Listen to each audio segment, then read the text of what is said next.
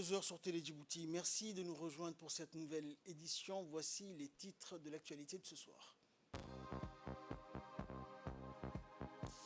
Le ministère de l'Environnement a lancé un projet de restauration de la forêt du Daï en collaboration avec le Programme des Nations Unies pour le développement. Et la Fédération française de football porte plainte contre le joueur argentin. Voilà pour les titres, bonsoir à tous. Le ministre de l'Environnement et du Développement durable, Mohamed Abdelkader Moussa Hellem, a procédé au lancement officiel du projet intitulé Conservation de la biodiversité et restauration des fonctions de l'écosystème de la zone protégée nationale de la forêt du Daï. Ce projet est focalisé sur la forêt du Daï et financé par le Fonds pour l'environnement mondial à hauteur de 3,2 millions de dollars américains et sera mis en œuvre par le ministère de l'Environnement en collaboration avec le PNUD et ce pour une durée de 5 ans. L'objectif global du projet est de préserver la biodiversité et de restaurer les services écosystémiques de la forêt du Daï à Djibouti. Il s'inscrit dans une approche de gestion de la biodiversité pour restaurer les écosystèmes terrestres et faire face aux risques de dégradation des écosystèmes déjà fragiles. L'atelier de lancement de ce matin avait pour but de présenter en détail le projet aux parties prenantes, de discuter des activités prévues et de renforcer la collaboration pour assurer une mise en œuvre efficace du dit projet.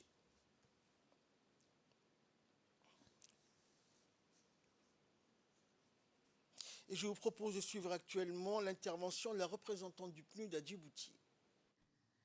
C'est un grand honneur pour moi de me tenir devant vous aujourd'hui pour le lancement du projet intitulé « Conserver la biodiversité et restaurer les fonctions des écosystèmes dans et autour de la forêt du Daï ».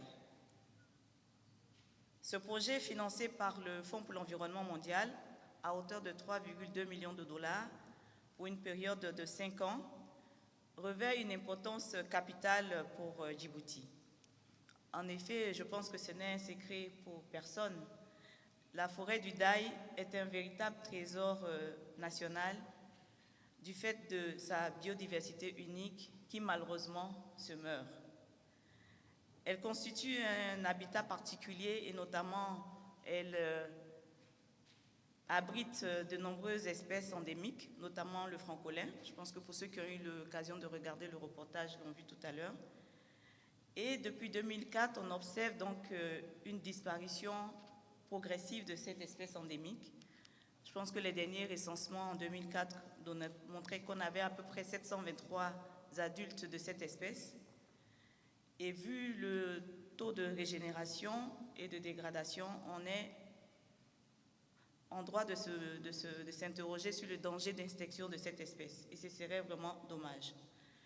Nous avons également de nombreuses autres espèces dans cette région, notamment des oiseaux, et pour lesquels on pense qu'il est important de préserver donc, ce biotope et cet écosystème pour pouvoir permettre à cette diversité biologique de s'exprimer.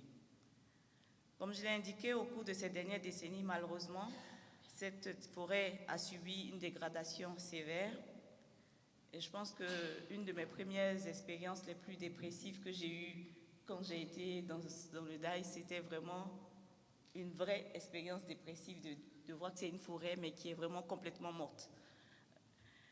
Et cette désertification progressive couvre aujourd'hui l'espèce, enfin le territoire du Daï, qui était à peu près 900 hectares et qui malheureusement, aujourd'hui, on peut pas, on devrait faire un dénombrement pour savoir quel est l'espace couvert par cette forêt. Et de son côté, le ministre de l'Environnement et du Développement durable, Mohamed Abdelkader Moussa, a souligné l'importance de la forêt du Daï pour la biodiversité de notre pays et a mis en exergue les facteurs de dégradation de cette forêt. On écoute le ministre. L'environnement de Djibouti est un patrimoine national contribuant à la conservation de l'environnement mondial. Sa préservation constitue de ces faits un intérêt primordial à l'échelle locale, nationale, régionale et internationale pour garantir les besoins et assurer les moyens de subsistance des générations actuelles et futures. À ce jour, plusieurs facteurs perturbent l'équilibre harmonieux de notre planète. La perte de la biodiversité et la dégradation des terres en constituent les principaux défis. Mesdames et messieurs, en dépit des conditions physiques difficiles, Djibouti regorge d'une riche biodiversité. Cette richesse est due aux écosystèmes clés qui constituent les formations boisées des montagnes, le massif et les habitats marins. Les écosystèmes abritent de très nombreuses espèces animales et végétales. La forêt des Daï, représentant le quart de notre biodiversité, abrite des espèces fauniques et floriques d'intérêt international telles que le francolin de Djibouti, qui constitue un symbole national. Mais malheureusement, les effets des changements climatiques conjugués à l'action anthropique affectent gravement l'aire protégée terrestre de la forêt des Daï. En effet, la dégradation des terres et la désertification ont des conséquences d'impacter les ruraux et les animaux qui vivent dans et autour de ces forêts. L'événement qui nous réunit aujourd'hui a pour objectif de poser les jalons pour préserver notre forêt de Daï et de faire revivre sa splendeur d'antan. C'est dans ces contextes que le ministère de l'Environnement et du Développement durable a déployé les efforts nécessaires pour redynamiser cette forêt et apporter les réponses idoines pour la mise en place d'un nouveau projet relatif à la lutte contre la dégradation des terres et la conservation de la biodiversité. Mesdames et messieurs, l'objectif global de ce projet est de préserver la biodiversité, de restaurer les écosystèmes terrestres fragiles dans et autour de cette aire protégée des forêts des Daï et d'améliorer la situation socio-économique des populations locales. Le projet a également pour but de contribuer efficacement à tous les efforts nationaux et régionaux engagés pour renforcer la résilience du secteur clé et des communautés locales vulnérables aux risques liés à la dégradation des terres et vise bien sûr à combler les gaps en matière de gouvernance des aires protégées, d'améliorer les conditions de vie des populations locales et la réhabilitation des terres. Et dans le dossier de cette édition, nous allons parler de la Caisse populaire d'épargne et de crédit, notamment son inclusion financière et ses avantages, ainsi que la digitalisation du système pour les personnes retraitées. Regardez, c'est un document de la rédaction.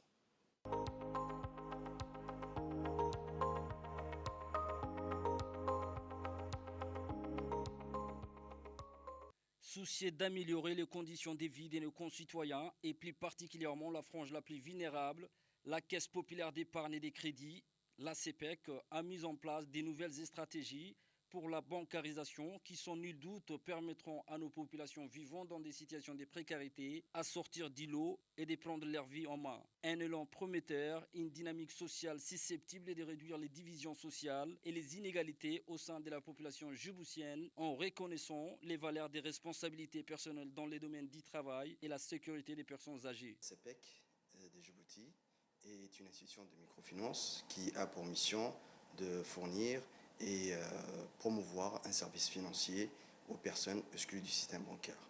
Donc notre objectif principal, c'est d'appuyer les personnes à développer des activités génératrices de revenus afin que ces personnes subviennent à leurs besoins et sortent de la précarité. L'un des défis principaux pour nous, c'est la gestion des risques. La gestion des risques dans le sens où les personnes pour qui nous donnons des crédits sont des personnes vraiment très vulnérables. Donc il faudrait au préalable leur faire une éducation financière, leur apprendre comment épargner, comment prendre des crédits et bien sûr comment surtout ensuite sortir de la précarité en épargnant petit à petit pour que demain ils puissent bénéficier d'un crédit chez nous. Donc ça c'est un des points très importants sur lesquels nous mettons un point d'honneur, c'est l'éducation financière. Ensuite, nous travaillons en étroite collaboration avec plusieurs bailleurs internationaux comme nationaux, mais notre principal partenaire est surtout notre ministère de tutelle, qui est le ministère des Affaires sociales, sous la tutelle sous la houlette de Mme Olofa Ismaël Abdo, qui ne ménage aucun effort pour venir en aide aux personnes vulnérables et surtout ne pas dépendre d'une assistance éternelle. Donc c'est comment promouvoir ces gens à développer une activité génératrice de revenus et surtout devenir des personnes assez indépendantes. C'est pourquoi le ministère des Affaires sociales, donc Mme Olofa, a mis en place un crédit à taux zéro pour les personnes les plus vulnérables, c'est-à-dire ces personnes ne vont pas payer des intérêts, ils vont uniquement rembourser le montant capital qu'ils ont emprunté. Il s'agit là de mettre en lumière le rôle catalyseur que joue la CPEC dans l'inclusion financière. L'inclusion financière s'y montre la nécessité d'un accès effectif et abordable à des services et produits financiers de base tels que les paiements, l'épargne, les crédits, l'assurance, fournis et permis par cette institution à tous les adultes en âge de travailler. La CPEC constitue en ce sens la cheville ouvrière de toute la politique sociale du ministère des Affaires sociales. D'autre part, la CPEC a récemment initié l'enrôlement des retraités afin de se bancariser par les billets notamment de la CPEC qui fait un travail remarquable dans l'accompagnement et l'accueil des personnes âgées qui touchent leur pension de retraite pour les numériser, les enregistrer et leur fournir des cartes numériques leur permettant de prendre les pensions des retraites sur leurs comptes respectifs ouverts au sein de la CPEC. Il y a lieu de rappeler que l'IMAS et la CPEC ont mis en place un système de crédit à taux zéro qui permet aux emprunteurs de rembourser les frais capital empruntés sans taux d'intérêt, ce qui est une solution pérenne, rentable et efficace pour la population djiboutienne les plus vulnérables. D'autre part, le ministère de l'économie numérique, sous la houlette de Mme Mariam Hamadou, aussi nous appuie énormément dans le cadre de la digitalisation, notamment à travers Clé, les centres de leadership, pour que toutes nos opérations soient digitalisées. Aujourd'hui, c'est chose faite. Pour terminer, nous remercions Mme Dera, la directrice de la CNSS aussi, qui nous appuie, dans le sens où aujourd'hui les retraités ouvrent leur compte dans les CPEC pour que ces personnes qui, hier, qui étaient payées en espèces, donc dans les guichets de la CNSS, vont être bientôt payées à la CPEC. Donc, et ça, c'est grâce aussi à la clairvoyance de Mme Dera, qui a toujours n'aménagé aucun effort pour que voilà, tous les retraités puissent avoir aujourd'hui un compte bancaire. Comme vous le savez, la CPEC se trouve au sein de l'Union nationale des femmes, donc l'UNFD, les sièges sociaux de la CPEC et l'UNFD. Donc c'est ici pour vous dire que la première dame, Mme Khadra Mohamed Haïd, a toujours, depuis ses débuts, appuyé les secteurs de la microfinance. Et bien sûr, sans oublier notre cher président, Ismaël Marguellé, qui a toujours appuyé les personnes les plus vulnérables pour que ces personnes puissent être au même niveau que ceux qui travaillent et bien sûr qui disposent d'un revenu. Il va sans dire que la CPEC vise à travers cette initiative d'accentuer la vision du président de la République qui est de soutenir les ménages les plus démunis et ces vivant dans une situation de précarité à Djibouti. L'ambassade des États-Unis à Djibouti a organisé un atelier intensif dédié aux journalistes visant à combattre notamment la désinformation et les fake news. Cet événement s'est tenu au Corner américain et a réuni les professionnels des médias désireux de renforcer leurs compétences en matière de vérification des faits et d'analyse critique de l'information. L'atelier donc a offert aux participants une panoplie d'outils et de méthodes pour détecter et contrer les fausses informations, des techniques telles que la recherche inversée d'images sur Google ou encore l'examen de l'historique des images qui ont été abordées, permettant aux professionnels des médias de développer une approche plus rigoureuse dans la vérification de l'authenticité des contenus qu'ils partagent. Aujourd'hui, au terme de ces 3 jours de formation, les journalistes ont reçu leur certificat de participation.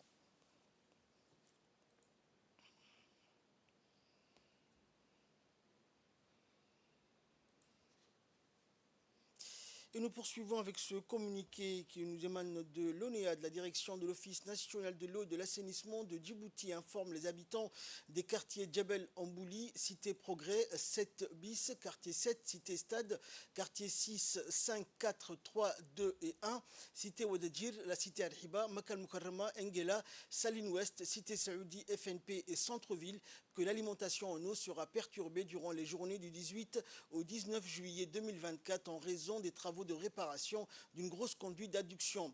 L'ONEAD compte sur la compréhension de son aimable clientèle pour l'inconvenance de cette situation.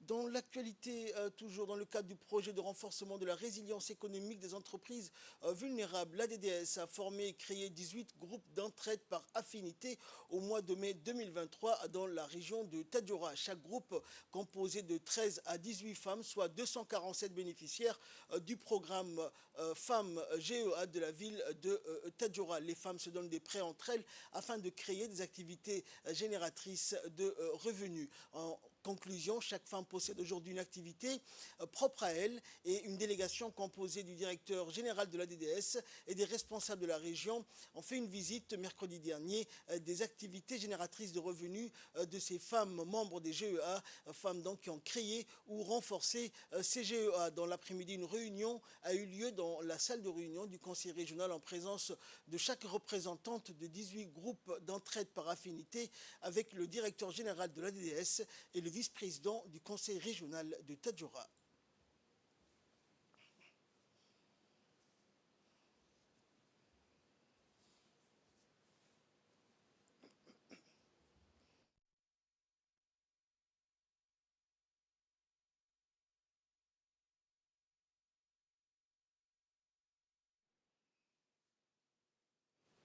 Et suivant pour plus de précision les explications du directeur général de l'Agence djiboutienne pour le développement social. Nous avons voulu voir de visu sur le terrain ces activités-là. Donc hier, on était vraiment extrêmement contents de voir ces femmes, pour certains qui vendaient que des beignets, aujourd'hui diversifier leurs activités et d'autres renforcer leurs activités. Nous avons entamé une visite de nos activités dans les régions à partir de Dikil. Aujourd'hui, depuis hier, on est à Tadjoura. Alors hier, donc ce que nous avons fait, c'est que nous avons créé ce qu'on appelle des groupements d'entraide et d'affinité. C'est des groupes de femmes. C'est des femmes que nous avons mis en groupement par affinité. L'objectif initial, d'abord, c'est vraiment développer la solidarité, l'affinité entre ces femmes-là. L'ADDS améliore constamment ses méthodes de travail. Et donc c'est une méthode, en anglais on appelle ça les self-help group, qui nous a été enseignée par une ONG indienne. C'est un excellent outil de lutte contre la pauvreté, mais qui permet également de développer l'affinité entre les femmes et la solidarité. C'est un concept qui permet aussi d'utiliser ces groupements de femmes pour toutes les communications liées à la santé ou autres. Donc nous avons créé 18 groupes, soit 247 femmes, et nous avons injecté par 3 tranches $10 000 par groupe. Nous avons aussi demandé au préalable aux femmes d'épargner et de se réunir une fois par semaine. Et donc aujourd'hui, la DDS a injecté 31 millions, un peu plus de 31 millions, et les femmes ont épargné plus de 3 millions de francs. Donc dans la suite, la deuxième étape, c'était de créer des AGR. Donc hier, nous avons créé 257 activités génératrices de revenus pour les 247 femmes. Donc certains ont créé soit en groupement, mais également en individuel. Fait divers à présent sous la houlette du chef de la brigade de la douane d'Ali Sabié, Mohamed Moumin Hassan, en étroite collaboration avec le détachement de la police de la région d'Ali Sabié et l'armée Bias. Il a été intercepté une importante quantité de marchandises de contrebande à proximité de la frontière Galilée. La marchandise saisie à cette occasion était composée de 4000 kg de cannes de contrebande et de plusieurs produits donc de contrebande. Les contrebandiers voulaient acheminer en quantité vers la capitale. C'est ainsi que les douaniers, les policiers et les militaires de l'armée ont collaboré à la réussite de cette opération et ont détruit les produits de la contrebande sur place. Et cette action fait partie des efforts contenus des autorités pour combattre le commerce illicite qui porte atteinte à l'économie nationale. Et en sport, pour clore l'actualité nationale, le terrain de PK12 était en ébullition hier après-midi alors que deux des équipes les plus coriaces du quartier s'affrontaient lors d'un match. La rencontre a attiré une foule immense, tous venus assister à ce spectacle. Le comité du secrétariat d'État au sport présent sur les lieux a profité de l'occasion pour évaluer la bonne organisation de ces événements sportifs. Après une tournée réussie dans les régions, c'était au tour de la capitale de vibrer au rythme des activités sportives estivales. Et l'objectif de ces activités est double, notamment d'offrir aux jeunes une occupation saine pendant les vacances, également contribuer à leur épanouissement personnel. Le secrétariat d'État au sport souhaite par cette action utiliser ces événements pour détecter des jeunes talents. En nouvelles du monde à présent, le Premier ministre italien Giorgia Meloni a fait des remarques sur la migration et la crise énergétique lors de sa participation au forum transméditerranéen sur la migration à Tripoli hier. La Libye étant un itinéraire majeur, bien que mortel pour les migrants qui tentent d'atteindre l'Europe en traversant la mer Méditerranée depuis différentes régions d'Afrique. Les migrants qui atteignent la côte paient pour embarquer sur des bateaux mal équipés et surchargés avant de se lancer dans des voyages en mer risquée. L'Italie est l'un des principaux points d'arrivée de l'autre côté de la Méditerranée et selon les Nations Unies, de plus en plus de migrants et de réfugiés africains se dirigent vers le nord en direction de la Méditerranée et de l'Europe en traversant des itinéraires périlleux dans le Sahara où des bandes criminelles les soumettent à l'esclavage, au prélèvement d'organes, au viol, à l'enlèvement contre rançon ou à d'autres abus. Et en sport, pour clore cette édition racisme dans le football, les excuses d'Enzo Fernandez n'ont pas suffi à faire oublier la vidéo polémique du joueur argentin. La Fédération française de football a déclaré qu'elle déposerait une plainte contre l'Argentine pour cette vidéo qu'elle juge raciste, tandis que Wesley Fofana, coéquipier de Fernandez à Chelsea, qui compte une sélection en équipe de France, a reposté la vidéo en question sur son X avec la légende de le football en 2024, un racisme décomplexé. Le club anglais de Chelsea, où Enzo évolue en tant que milieu de terrain, a engagé une procédure disciplinaire interne contre le vainqueur de la Copa América. Et lors de la célébration de la victoire de l'Argentine en finale de la Coupe d'Amérique 2024, Enzo Fernandez avait posté une vidéo dans laquelle un chant raciste envers les Bleus est entonné par ses coéquipiers. C'est la fin de ce journal. Merci à vous de nous avoir suivis. Excellente suite de programmes sur Télé Djibouti et très bon week-end à toutes et à tous.